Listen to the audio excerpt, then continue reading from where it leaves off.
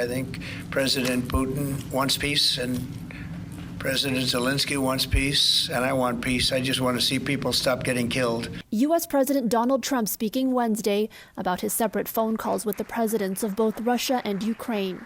Trump saying he spoke with Putin for more than an hour, and that the Russian president, who launched a full-scale invasion of Ukraine in 2022, wants the war to end. The U.S. president saying he'll likely meet with Putin soon, but at the time not clarifying whether Zelensky would be directly involved.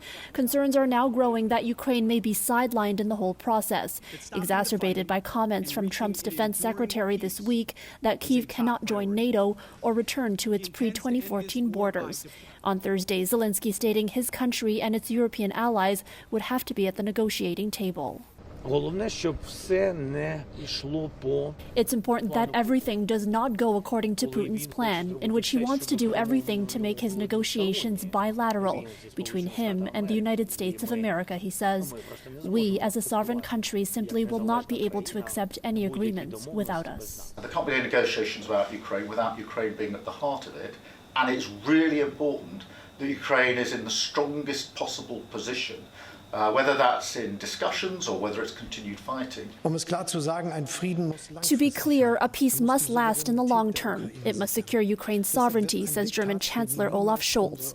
That is why we will never support a dictated peace, nor will we agree to any solution that leads to a decoupling of European and American security. On Russian state TV on Thursday, a Kremlin spokesperson saying Ukraine will be involved, though in a separate strand of talks. One way or another, Ukraine, of course, will participate in the negotiations, he says.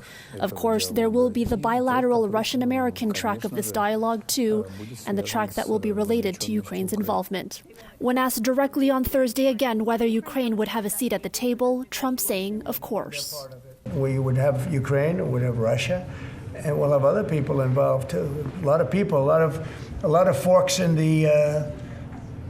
A lot of forks in this game. And somebody said, oh, I should have called Zelensky first. I don't think so. I mean, we have to find out whether or not Russia wants to make a deal. I know that Zelensky wants to make a deal. No confirmed date on when Trump and Putin will meet face-to-face, though both sides say it will likely take place in the capital of Saudi Arabia.